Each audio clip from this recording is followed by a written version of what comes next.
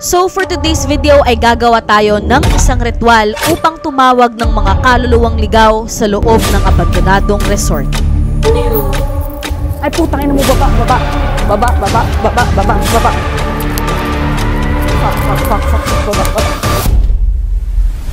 Okay guys, nandito ulit tayo sa Aplaya, isang abandonadong resort dito sa Agoo, La Union.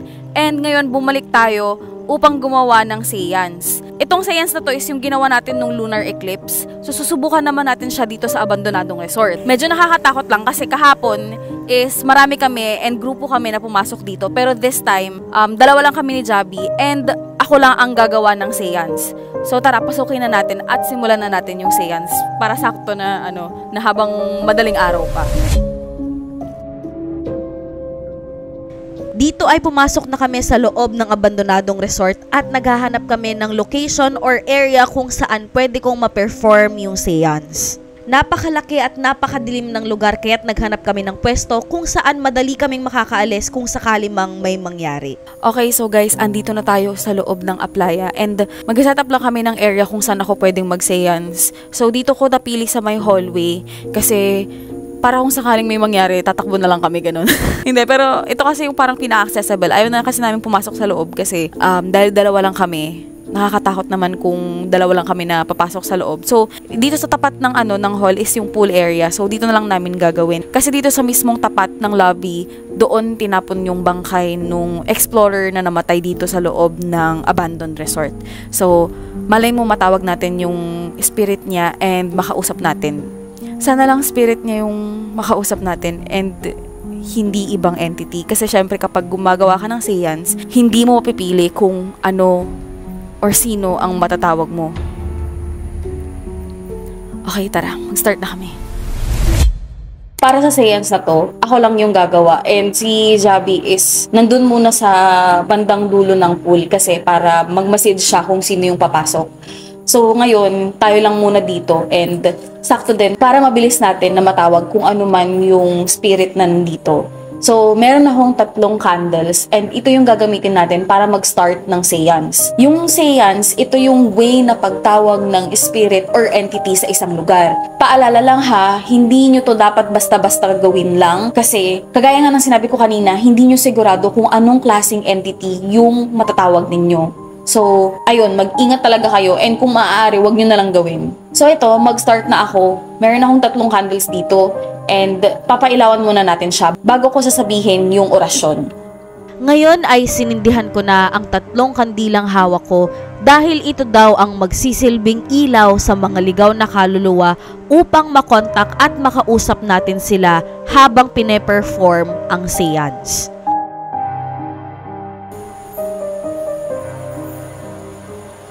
Okay, so yan guys, nakapag-set up na tayo ng candles. And ngayon ay ibibigkas ko na yung orasyon. Ito nga pala, babala. Gusto ko na isuggest sa inyo, kasi nakita ko rin to sa comment section nung last na gumawa kami ng seance. Kung sakaling dun sa may orasyon na part, kung maaari, i-lower niyo yung volume. I-flash ko na lang sa screen yung orasyon na sasabihin ko. Pero wag nyo na lang i-volume up kasi baka kasi ang mangyari is makapag-summon kayo ng hindi sinasadya sa loob ng bahay ninyo. So, i-lower nyo na lang yung volume dito sa part na to. Okay, sige, magsisimula na ako. Spiritum morturum e presentia tua cognoscatur. Spiritum morturum e presentia tua cognoscatur. Spiritum morturum e presentia tua cognoscatur.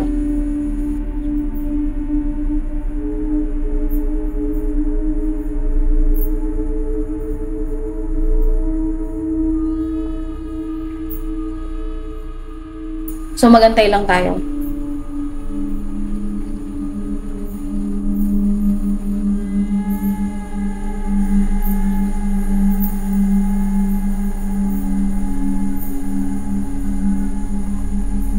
Okay, ulitin ko ulit siya.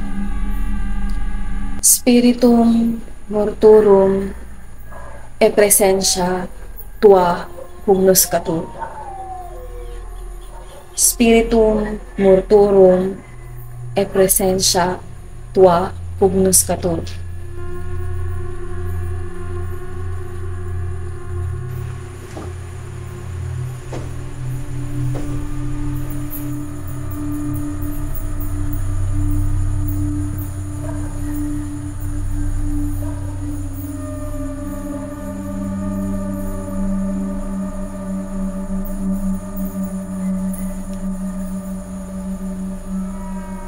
Okay, subukan ulit natin siya.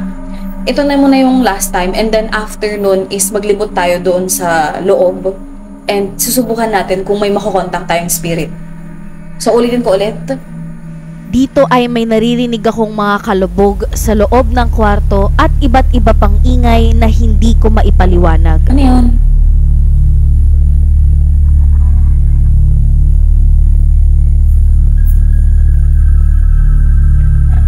Ano yun?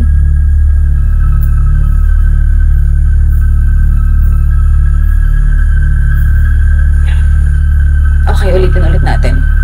And then maglibot na tayo afterwards. Spiritum mortuorum e presensya tua hugnoscatur.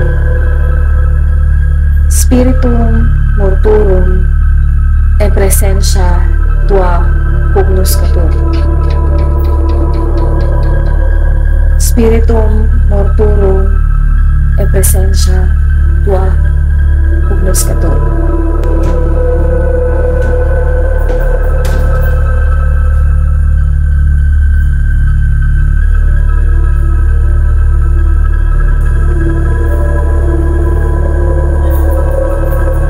Ano yun? Parang may nagsarado ng pinto.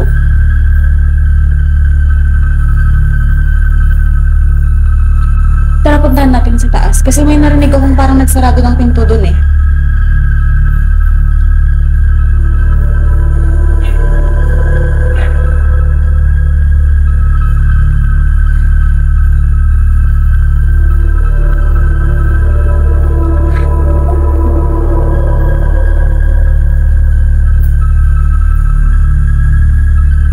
Meron akong naririnig sa taas. Tara, puntahan natin.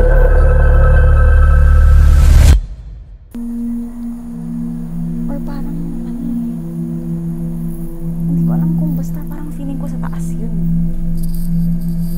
Pagkatapos ng ritual ay umakyat kami sa second floor ng abandonadong resort dahil habang gumagawa ako ng orasyon kanina ay paulit-ulit na may mga kalabog sa loob ng mga kwarto.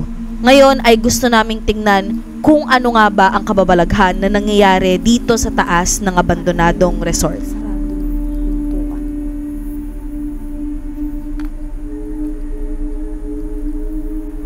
Okay, so nandito na kami sa may taas. Saan kaya yung part na yun? Kasi parang banda dito eh. Banda dito ko narinig.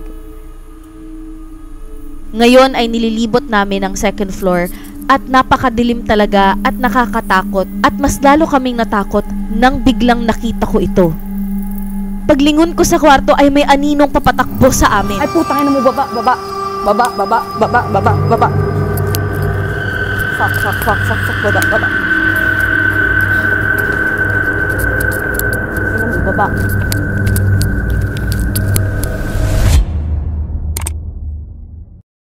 Okay, so ngayon is anong oras na? 6:05. Ayun, so umaga na. 6:05, andito pa rin kami sa abandoned resort. And kanina, nung nandun kami sa loob, hanggang ngayon hindi pa rin mawala yung kaba ko. Kanina kasi nung nandun kami sa loob, nung nag-explore kami, kasi during ng seance, ang dami kong naririnig na tunog dun sa may taas, dun sa may second floor. So kami naman, ang ginawa namin is pinuntahan namin and chinek namin kung ano yung mga tumutunog dun sa taas. Ngayon, parang wala namang kaming nakita and umikot pa kami dun sa may second floor. Tapos nung bababa na kami, nagulat ako kasi hindi mo ba nakita yun? May parang anino na papalapit sa atin. Ang bilis. Doon sa may dulo, meron kasing pintuan doon and nakita ko na may anino na parang papatakbo, papalapit sa amin. Natakot na ako kasi doon kasi sa gilid namin, makikita ninyo walang railings. Kung natulak man kami, malalaglag kami doon sa first floor. Kaya pinatakbo ko na si Javi na nagtakbuhan na kami pababa kasi napakadelikado. Una sa lahat, hindi ko alam kung tao ba yun. Pangalawa, hindi ko alam kung anong entity yun, kung masama ba or mabuti. Pero kasi nakita ko yung shadow na patakbo siya papunta sa amin. So, hindi na ako nagdalawang isip. Wala na akong pakialam kung good man yun or bad entity. Basta papatakbo sa amin, natakot na ako, dumire-diretso na kami pababa. Kasi lalo pa, delikado yung pwesto namin. Kasi yung railings dun sa gilid ng hagdanan, natanggal na. Kung sakaling ma-out of balance kami dahil sa gulat or maitulak kami, malalaglag kami sa first floor. Grabe yung kaba ko. Hindi mo ba nakita yun? Nasa likod kasi kita, di ba? Kasi mas nauna kasi si Javi sa akin. Ako yung mas nauna na pababa na. And then dun ko lang nakita yung shadow. Papalapit sa atin. Parang tumakbo. Parang ang bilis. Basta ang bilis. Yung puso. Very good. Pag sinabi kong takbo agad. Ganun. Nanginginig yung kamay ko. Hindi ko mahawakan ng maayos yung camera. Nanginginig ako siya. Hindi na kami pumasok kasi natakot na kaming dalawa. Pagkatapos kanina, na-stress na kami. Nandito na lang kami nag-aantay. Ngayon, parang pinapaumaga na lang namin and then babiyahin na rin kami pabalik. Ayan, so bumalik kami dito sa may tapat lang. Ito yung dito kami sa may second floor. Ayan, nandyan kami sa may second floor. Kung makikita ninyo, wala siyang railings, ito, nandyan yan. Dito ko nakita, sa loob ng kwarto na yan, doon ko nakita yung anino. Tapos dito sa may part ng railings, dyan kami nakatayo. Imagine nyo, kung sakaling itulak kami ng entity, hulog kami, dyan, papunta dito, mahuhulog kami. Kinatakot talaga ako ng malalay. Ayan dito sa part na yun Yan, wala nang railings Para kasing ang aggressive nung entity. Parang ang aggressive ng energy niya kasi nag-dash siya towards us. Hindi ko alam kung sakaling naabutan kami, naitulak kami. Parang may intent to harm. Kaya hindi na ako nagdalawang isip kasi usually kasi may mga good and bad entities naman pero ayoko nang ipagsapalaran kung ano man ang mangyari. Kaya dumiretso na talaga kami na tumakbo. Kasi sobrang delikado din ng pwesto namin. Ayan laglag kami kung sakali. Mataas din yan. So yun, total umaga naman na. Ngayon ay mga 6 AM na. Pwede na siguro namin i-end tong exploration na to. Ito kasi dahil nga sa past na nangyari, may mga explorers or mga ghost hunters na namamatay dahil sa mga ganitong klaseng activities. Kagaya nung isa na explorer na namatay habang nag-ghost hunt sila. Sinasabi ko sa inyo, mag-ingat kayo kasi minsan hindi lang multo ang nakakatakot. Mas nakakatakot pa ang buhay kasi kaya kanilang i-harm. So yun, mag-ingat-ingat kayo sa pag-explore ninyo nang hindi kayo matulad sa isang namatay na explorer and namatay lang siya ng basta-basta lang ng dahil lang sa pag-ghost hunt. Siguro kung mag-serve din yun na lesson sa amin kasi madalas kasi is laging dalawa lang kami and parang ang tapang namin masyado para gawin to ng dalawa lang kami. Next time hindi na ganito. Sana group na kami.